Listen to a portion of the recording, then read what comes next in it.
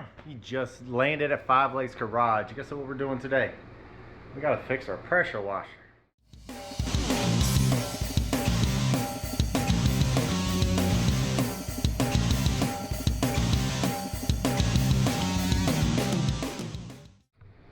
Alright, welcome to our nice and cool air-conditioned shop.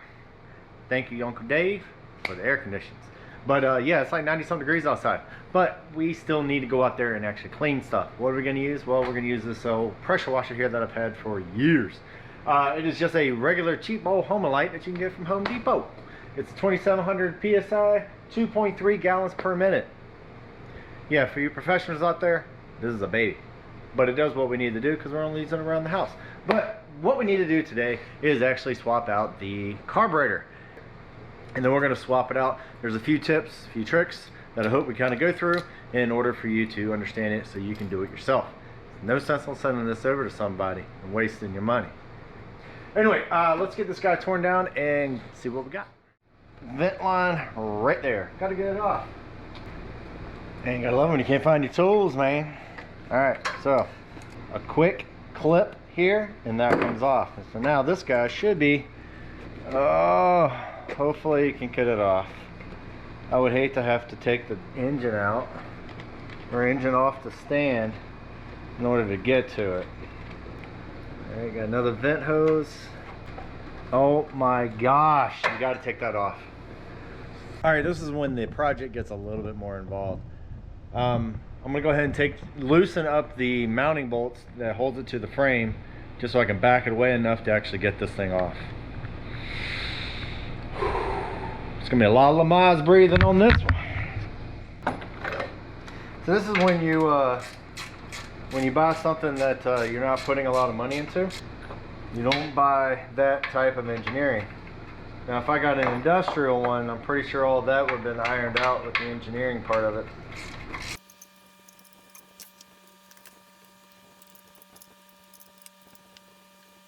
Oh look, the red one, it's the same thing. So we're going to swap over to the red, keep it looking original. Put that back in the bin. Okay, now also, if you have fuel in the tank, as soon as you take that thing off, you're going to get fuel everywhere. So what you want to do, there are special tools for it. And you guessed it, I don't have them, but I do have some vice grips. So I'm going to close these down. And I'm going to pinch this hose. Now if this hose was all frayed and destroyed and stuff like that, you're going to have to replace it. And actually, there's a new one in the kit. Now you'll have to take the fuel tank off in order to reach the bung. Or if your old one is still in good shape, then don't worry about it. Unhook that guy. Basically if you open up the butterfly, it pulls right out. Then you can go in from underneath, in my case, and unplug your fuel line. And hopefully I don't get fuel everywhere. Wishful thinking. Wow. I guess my fuel line is a little more far gone than I thought, so I'll be replacing that. Alright, got your hard gasket. This should fall right off.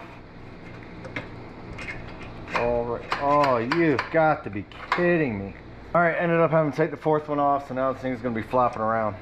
So be careful with it. Yay. Alright, so now you can pull that all the way off.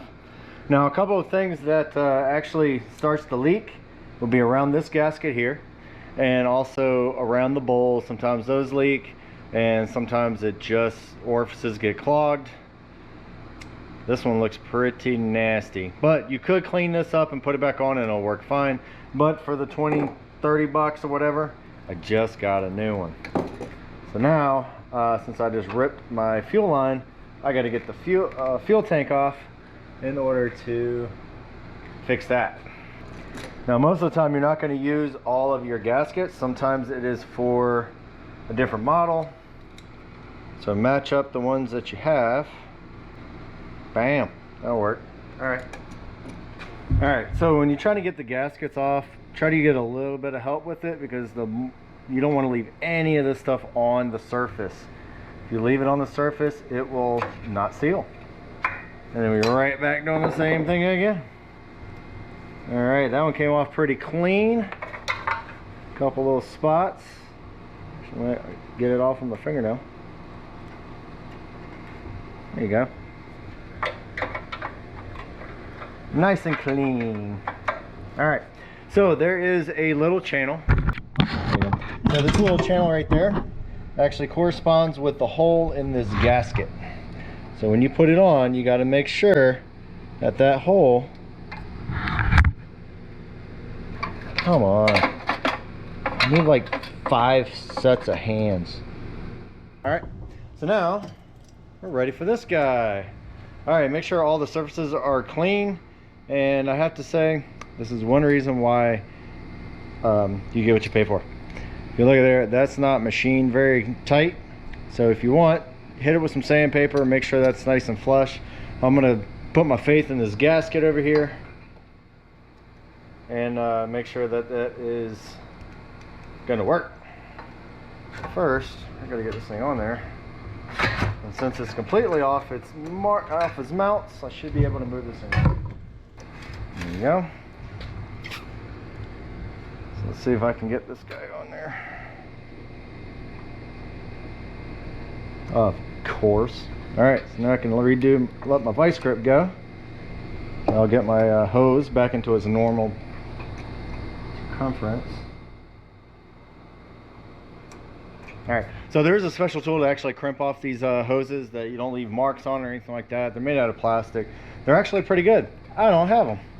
If you want to send some to the channel, well, I do have a P.O. box, but that's up to you. But if you do want to, P.O. Box 821, Holly Springs, North Carolina, 27540. And like I said before, I like coffee, but I need somebody to send me some. Okay, we're back after we were rudely interrupted by that air compressor. Anyway, like I said, you got to put your throttle back on. This is your choke. Make sure that is on there and actually works properly. Now, the throttle is actually controlled by the governor inside. So once you actually crank up the juice, it's going to crank up all the way. And you don't have to worry about it. So anyway, let's go ahead and put our air cleaner back on. Make sure everything is lined up.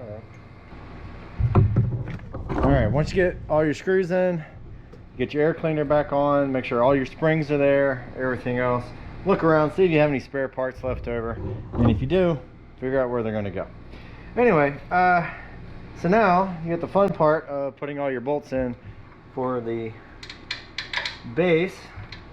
Seeing as that, you got to take it all off just to put a carburetor on it. Alright, just remember, don't tighten all of them down until they're all in. See, I'm just full of tech tips, I tell you. Alright. Split this guy around. Alright, make sure everything is centered right where you want it. And then, tighten it down. It's the hard part.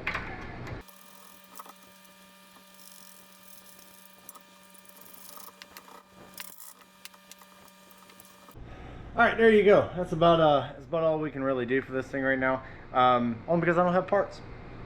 My my service kit did not come in yet, which I need to change the oil, change the spark plug, and the air filter. No, not here yet, but I do have some work to do outside, so I'm going to take this outside, get it cranked up, show you that it works, I hope, and then we'll close it off there. Yeah. Got me a pressure washer. Hopefully that works. Hey, thanks for watching the show. Hey, if you need some outdoor speakers, indoor speakers, whichever, go ahead over to Handui and go ahead and get you 10% off. But if you need some LED lights for your trucks, your tractors, whatever, go over to Exito and get you 15% off. All the promo codes are down and below. Don't forget to hit the like. Don't forget to hit the subscribe. And we'll catch you later. Enjoy the show. I got to clean up. All right, we're outside. We got the hose hooked up to it. Never start your pressure washer up without water going through it. It will burn your pump up quick. So anyway, we're going to make sure that the fuel is on, and we're going to choke it all the way because, well, it's a brand new carb. The bowl's not full. It just needs to be pulled a few times. So we're going to pull it a few times and see how it works. Let's see. One. What? Here we go. Dude, that is awesome.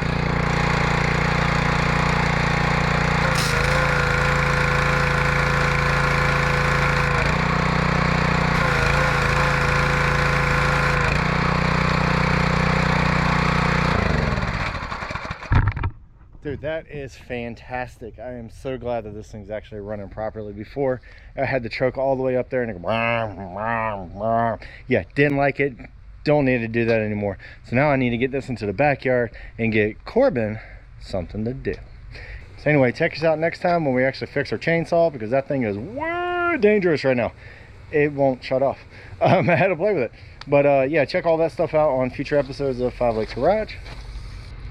And also don't forget to get your discounts over down below into the description of the video. Anyway, take it easy, have fun, get out there and fix your own stuff. Man, it's like a brand new pressure washer for only about 30 bucks. Later.